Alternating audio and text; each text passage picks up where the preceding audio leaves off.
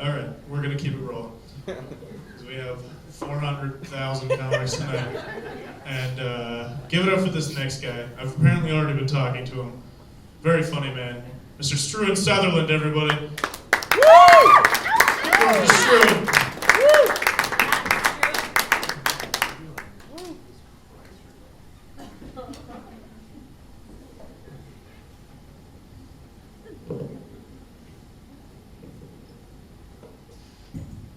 Hi.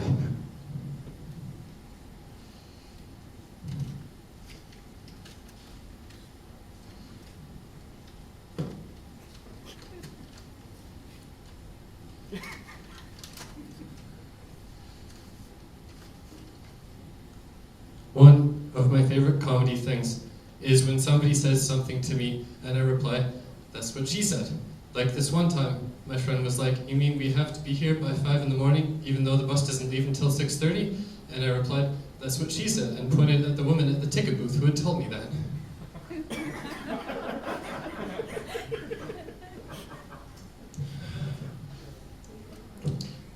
If I wrote fortune cookies, I would write one that said, "Your hospitality towards an unexpected guest will bring you untold riches."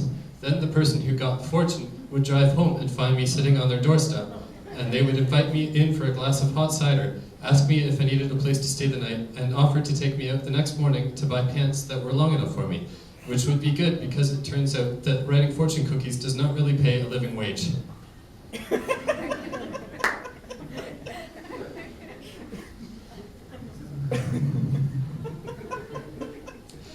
If I had a partially absorbed twin that was capable of speech, I would dress it up and become the world's best ventriloquist, which would be a great way to meet women. But then I would always have to stay fully dressed because if the women saw my partially absorbed twin, I would be exposed as a fraud.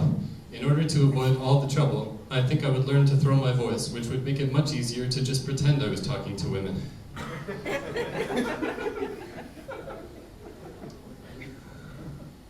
One good way to make friends is to send a whole bunch of people invitations to a barbecue at somebody else's house without telling them. Then when everybody shows up and there's no food, you can say, "Oh, well, I have a whole bunch of raw meat in my trunk, is that helpful?" Then you become a hero, but you also maintain an air of mystery which will intrigue the ladies, because everybody will think, "Why does that guy carry around so much raw meat in his trunk?" And you can say to them, "I could tell you, but then I would have to grind you up and put you in my trunk." And everybody will laugh at your joke, but some people will surreptitiously throw the rest of their burger over the back fence, which works out well because you didn't bring enough for everybody to have seconds.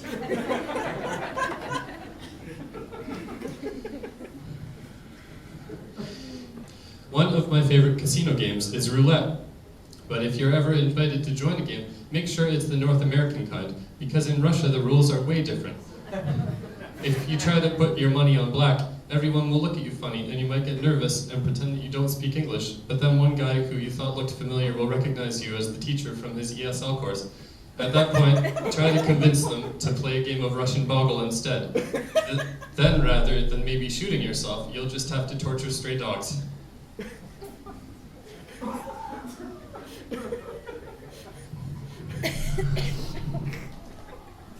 I used to like wearing trench coats, but every time I went to an R-rated movie, they thought that I was two kids trying to get in illegally.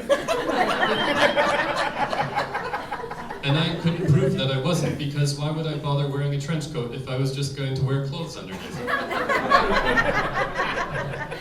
This meant that I ended up paying double to go see G-rated movies, which seemed like a waste of money, so to even things out, I bought an extra long trench coat and sat on my friend Jonathan's shoulders.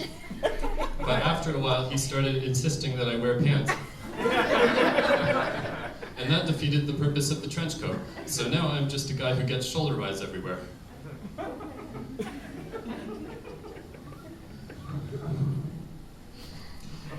I think that when they finally invent the invisibility cloak, they should keep it a secret from just one guy and give the cloaks to everyone else. Then he would think that he was the last person on Earth, and he would start to do really embarrassing things, like talking to himself in public. After a few months, everyone could throw off their cloaks at the same time and point at him and laugh. and he would realize that he could never trust anyone ever again, and that he missed his thesis presentation, and then maybe he would feel bad for pointing it out to everyone that time when I accidentally wore a girl's cardigan. Thank you.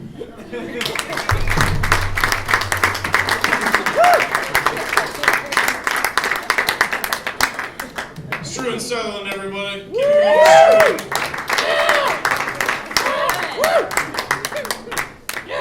You guys are really, really fucking tall.